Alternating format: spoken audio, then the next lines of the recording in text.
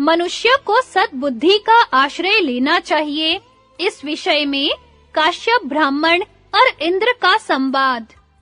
युधिष्ठिर ने पूछा, पितामह, कृपया यह बताइए कि मनुष्य को बंधुजन, कर्म, धन और बुद्धि इनमें से किसका आश्रय लेना चाहिए?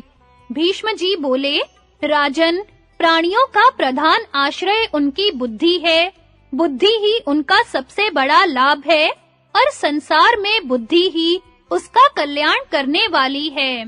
राजा बलि, प्रहलाद, नमूची और मंकी ने भी बुद्धि बल से ही अपना-अपना अर्थ सिद्ध किया था। संसार में बुद्धि से बढ़कर और क्या है? इस विषय में इंद्र और काश्यप ब्राह्मण का संवाद रूप एक प्राचीन इतिहास प्रसिद्ध है। कहते हैं, पूर्व काल में काश्यप नाम का एक बड़ा संयमी और तपस्वी ऋषि पुत्र था। उसे धन के मद में चूर किसी वैश्य ने अपने रथ के धक्के से गिरा दिया। गिरने से वह बहुत दुखी हुआ और क्रोधवश आपे से बाहर होकर कहने लगा, दुनिया में निर्धन मनुष्य का जीवन व्यर्थ है, इसलिए अब मैं आत्मघात कर लूंगा। उसे इस प्रकार क्षुब्ध चित्त देखकर इंद्र उसके पास गीदड़ का रूप धारण करके आया और कहने लगा, मुनिवर, मनुष्य योनि पाने के लिए तो सभी प्राणी उत्सुक रहते हैं, उसमें भी ब्राह्मणत्व की प्रशंसा तो सभी ने की है। आप तो मनुष्य हैं, ब्राह्मण हैं और शास्त्रज्ञ भी हैं। ऐसा दुर्लभ शरीर पाकर आपको उसमें दोषानुसंधान नहीं करना चाहिए। अजी, जिन्हें भगवान ने हाथ दिए हैं, उनके तो मानो सभी मनोरथ सिद्ध हो गए हैं। इस समय आपको जैसे धन की लालसा है, उसी प्रकार मैं तो केवल हाथ पाने के लिए उत्सुक हूँ। मेरी दृष्टि में हाथ मिलने से बढ़कर संसार में कोई भी लाभ नहीं है। देखिए, मेरे शरीर में कांटे लगे हुए हैं, किंतु हाथ ना होने से मैं उन्हें निकाल नहीं सकता। किंतु जिन्हें भगवान से 2 हाथ मिले हैं, वे वर्षा, शीत और घाम से अपनी रक्षा कर सकते हैं। जो दुख बिना हाथ के दीन, दुर्बल और बेजुबान प्राणी सहते हैं, सौभाग्यवश वे तो आपको सहने नहीं पड़ते। भगवान की बड़ी कृपा है कि आप गीदड़, कीड़ा, चूहा, सांप, मेंढक या किसी दूसरी योनि में उत्पन्न नहीं हुए। काश्यप, आपको तो इतने ही लाभ से संतुष्ट रहना चाहिए, इससे अधिक और क्या चाहिए? आप तो सभी प्राणियों में श्रेष्ठ ब्राह्मण हैं। मेरी ही दशा देखिए, मुझे ये कीड़े काट रहे हैं, किंतु हाथ न होने के कारण इनसे छुटकारा पाने की मेरे में शक्ति नहीं है। आत्महत्या करना बड़ा पाप है, यह सोचकर ही मैं ऐसा नहीं करता, जिससे मैं इससे भी नीच योनि में गिरूं।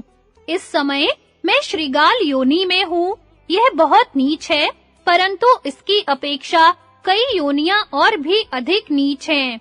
मनुष्य धनी हो जाने पर फिर राज्य चाहने लगता है, राज्य मिलने पर देवत्व की इच्छा करता है और फिर इंद्र पद पाना चाहता है।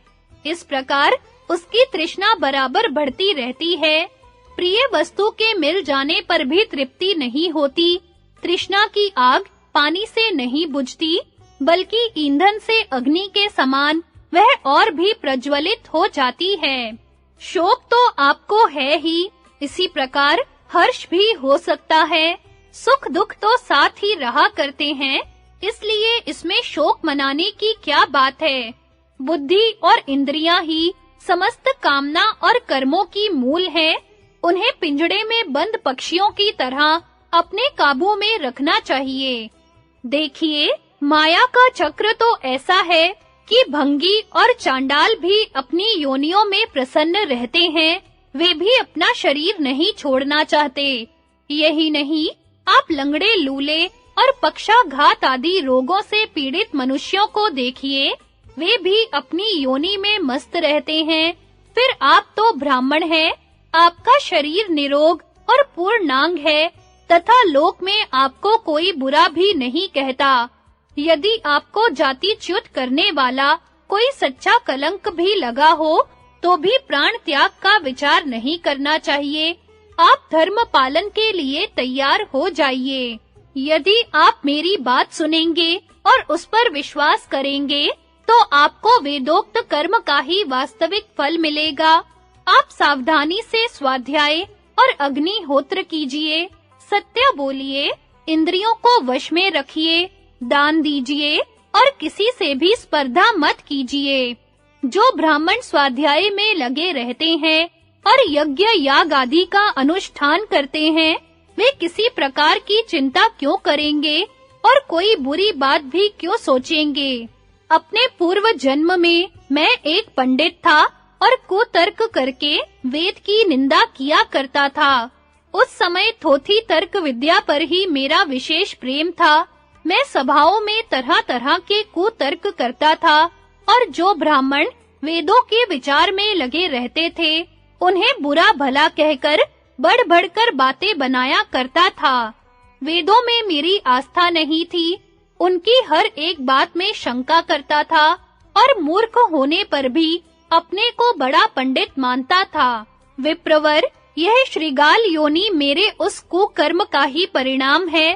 अब मैं रात दिन कोई ऐसा साधन करना चाहता हूँ जिससे फिर मनुष्य योनि प्राप्त कर सकूं। उस योनि में मैं संतुष्ट और सावधान रहूं, यज्ञ, दान और तप में मेरा अनुराग हो, जानने योग्य वस्तु को जान सकूं और त्याज्य को त्याग सकूं। तब काश्यप मुनि ने आश्चर्यचकित होकर कहा, अहो, तुम तो बड़े कुशल और बुद्धिमान हो। ऐसा कहकर ज्ञान दृष्टि से देखा तो उसे मालूम हुआ कि यह तो शचीपति इंद्र हैं। यह जानकर उसने उनकी पूजा की और उनकी आज्ञा पाकर अपने घर लौट आया। भीष्म जी बोले, राजन, जो श्रद्धावान और जितेंद्रिय धनाढ्य पुरुष यज्ञ दान आदि शुभ कर्म करते हैं, उन्हें उत्तरोत्तर अधिकाधिक वैभव और सुख प्राप्त होते हैं। जो मनुष्य जैसा कर्म करता है, उसे वैसा ही फल मिलता है और जब वह सोता है तो उसके साथ कर्म फल भी सुप्त हो जाता है।